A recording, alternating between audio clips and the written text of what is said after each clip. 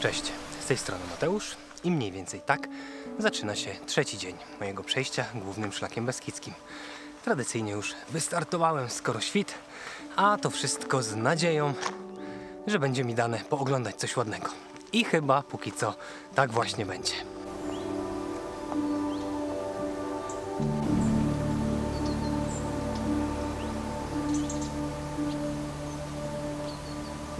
Mój plan chyba się powiódł, bo wstające słońce zaczyna oświetlać okoliczne wierzchołki.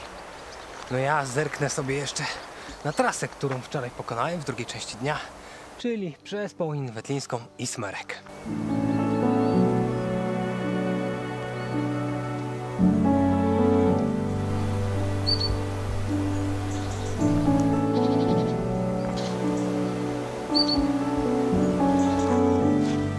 To by było pewnie na tyle, jeżeli chodzi o widoki, przynajmniej w tej początkowej części dnia.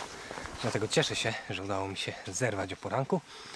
No bo teraz będę wychodził przez Fereczatą na okrąglik. Raczej nie będzie ten odcinek obfitował w widoki. Trzeba będzie się zaprzyjaźnić z lasem, który o poranku też wygląda super.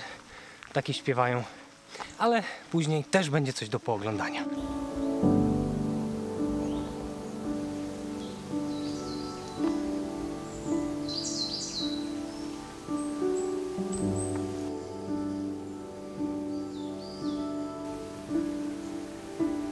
Ojejku, kto by to mógł przypuszczać przed wyjściem z domu, że tu takie podejścia będą. No całkiem konkretnie jest. I tak nieustannie dreptam wyżej i wyżej. Ale podłoże jest za to sprzyjające dreptaniu. Wczoraj i przedwczoraj na Połoninach, no jednak typowa skała, dużo kamieni, a tutaj niekiedy takie błotko uklepane. Więc raj dla stóp, przynajmniej póki co. No i przynajmniej dopóki nie popada jakoś mocno i całość nie spłynie gigantycznym błotem. O, trochę wypłaszczenia. Niespodziewane na tym odcinku.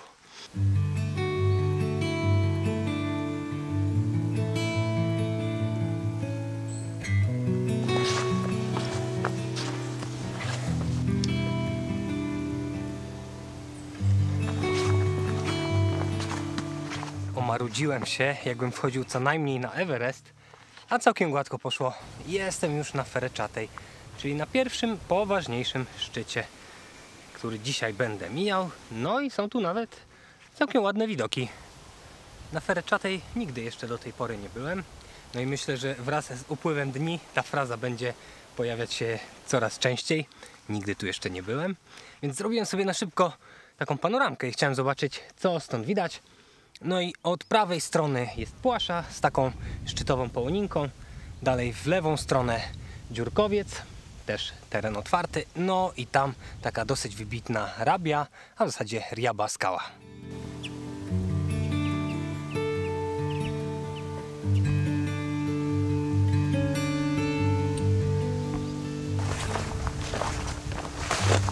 A tutaj po drugiej stronie szczytu widać m.in. Jasło i Małe Jasło. Tam będę dzisiaj spacerował, ale najpierw trochę muszę się obniżyć i wejść na okrąglik. Tak mniej więcej ta trasa będzie teraz wyglądać.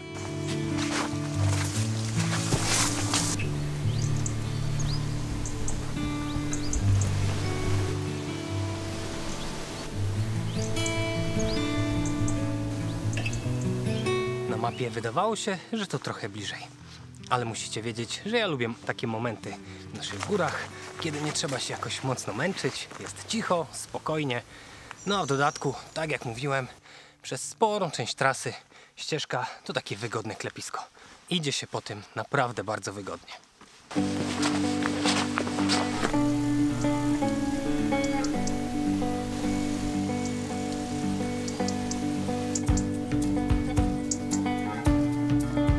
Wrażenia zupełnie odmienne niż w poprzednich 2 dniach, ale patrzcie tylko, jak jest sielsko. Teraz tamtą ścieżynką będę zawijał do lasu.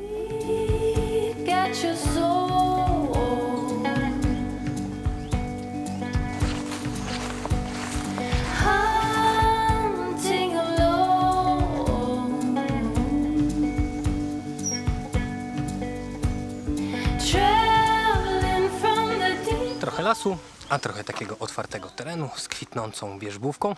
Naprawdę bardzo przyjemnie się podchodziło. No i dotarłem na okrąglik. Słowacy mówią na niego kruchliak. Jestem na paśmie granicznym już i wszystko, co po tamtej stronie, jest już na Słowacji. A gdybym chciał odwiedzić te szczyty, które wcześniej oglądałem, Płasze, Dziurkowiec i tak dalej, no to mógłbym niebieskim szlakiem w tamtą stronę się udać. To fragment niebieskiego szlaku karpackiego, Rzeszów-Grybów, czyli trzeciego pod względem długości szlaku długodystansowego w polskich górach, zaraz po Głównym Szlaku Beskidzkim i Sudeckim, no uchodzącym za taki najbardziej dziki z tej trójki, gdzie trudniej jest zaplanować wszystkie sprawy związane z logistyką. No i pół godzinki do Jasła, z tego co pokazuje tabliczka. No a jeżeli chodzi o okrąglik, to zapewnia on trochę widoków, nie jakoś szaleńczo dużo, ale da się coś zobaczyć. No i jeszcze jedną ciekawostkę historyczną znalazłem.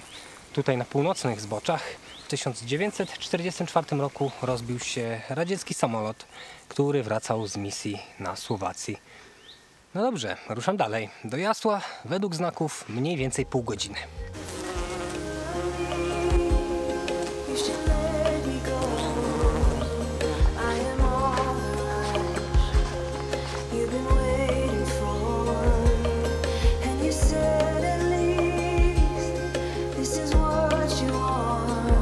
Jest i Jasło. Wydaje się, że raptem kilka kroków. Tam zrobię sobie jakąś dłuższą, zasłużoną przerwę. Przerwę w dodatku widokową.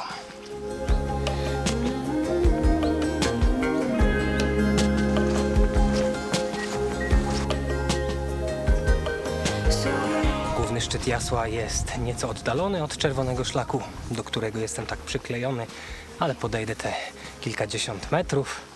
Zwłaszcza, że świetnie będzie z okolic widać m.in. Połoninę Careńską i Wetlińską. Chcę zobaczyć, ile już urobiłem, więc gdzieś tam się wygodnie rozsiądę i poodpoczywam.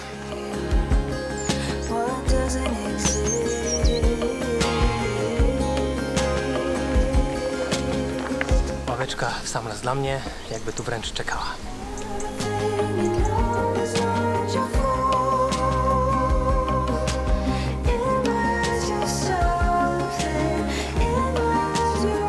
Mam wrażenie, że bardzo szybko zarasta ten szczyt, bo kiedy byłem tutaj pierwszy raz, ładnych kilka lat temu, to wydaje mi się, że ta panorama była bardziej rozległa. A teraz sporo nowych roślin, krzewów, ale rzeczywiście w tamtym kierunku da się zobaczyć Połoninę Careńską i Wetlińską, którymi maszerowałem wczoraj. A w tamtym kierunku jest okrąglik, Pereczata, no i także Płasza, Dziurkowiec, Rjaba Skała, czyli te szczyty, które przykuły wcześniej moją uwagę. No jestem już na czerwonym szlaku.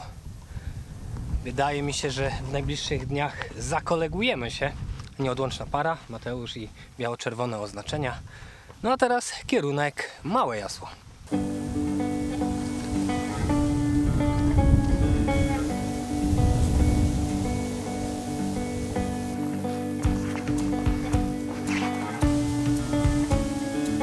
Konkretnie to idę teraz tam. Tam mniej więcej, gdzie ta polanka. Po prawej stronie jest charakterystyczny łopiennik z tyłu, a po lewej gdzieś tam powinienem być już jutro.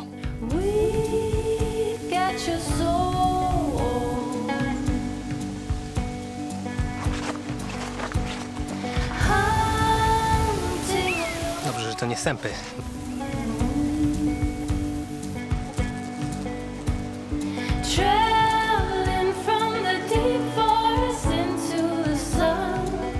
Jest godzina 9:40, a ja spotkałem dopiero pierwszego turystę.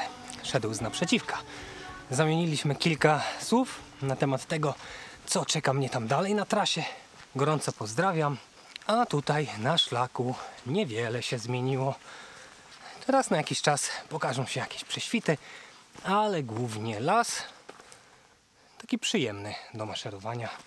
Podobnie jak podłoże, które polubiło się z moimi stopami, więc gładko sunę sobie dalej.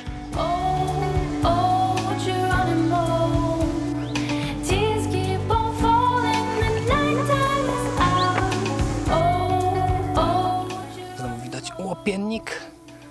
Już powoli opanowuję metodę pokazywania właściwych szczytów palcem, charakterystyczny, i tam pasmo wysokiego działu z wołosaniem i chryszczatą. Tam już jutro będę się włóczył.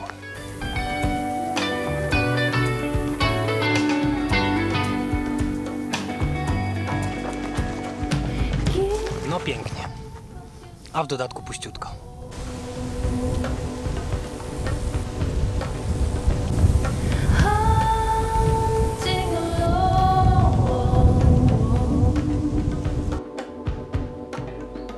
Krótka aktualizacja ze szlaku, bo wydaje mi się, że już do samej Cisnej będę schodził przez taki właśnie las.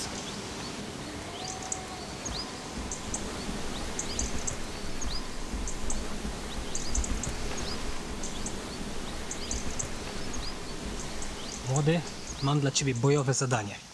Tak właśnie powiedziałem sam do siebie, bo muszę się nauczyć, żeby nieco przystopować z pokazywaniem wam każdego kwiatka mijanego czy drzewa, bo do tego ustronia nigdy nie dojdę.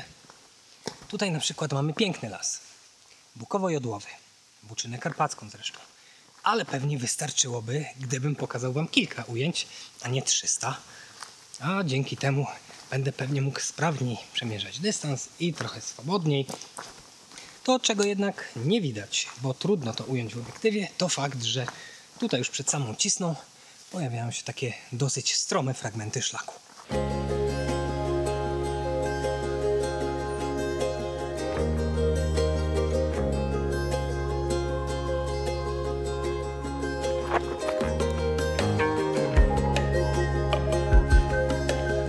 Myślę już w zasadzie o kawie i o zakupach, ale odbiłem jeszcze od szlaku kawałeczek, bo tutaj znajduje się takie miejsce upamiętnienia załogi śmigłowca, który rozbił się tu w okolicy w 1991 roku.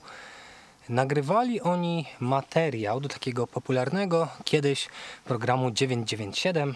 Miał być on poświęcony sprawie takiego tajemniczego morderstwa tutaj w Cisnej.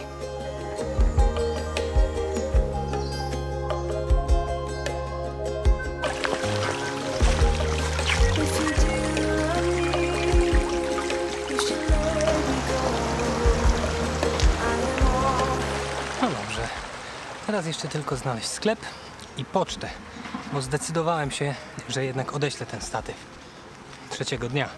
Długo nie wytrzymał, ale uznałem, że nie tyle mi ciąży pod względem ciężaru, co nie wykorzystuję go. Nie jest więc niezbędny, pewnie się bez niego obejdę. Poza tym rozstawianie go i tak dalej zajmuje sporo czasu. No i cóż, dzisiaj wraca do domu.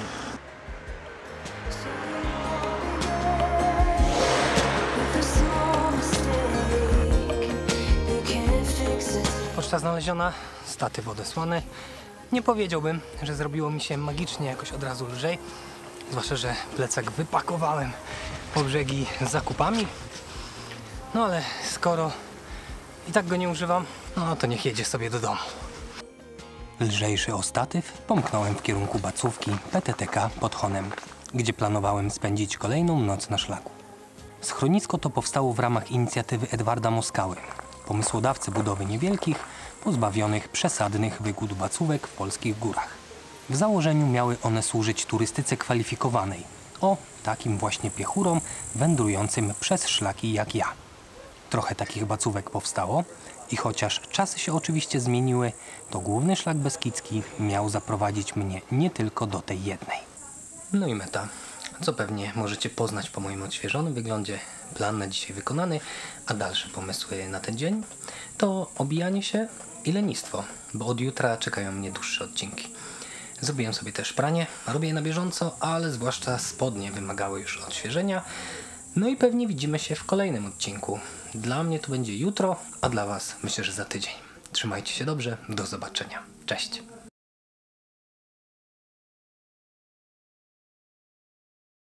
Tak jakoś sobie pomyślałem, że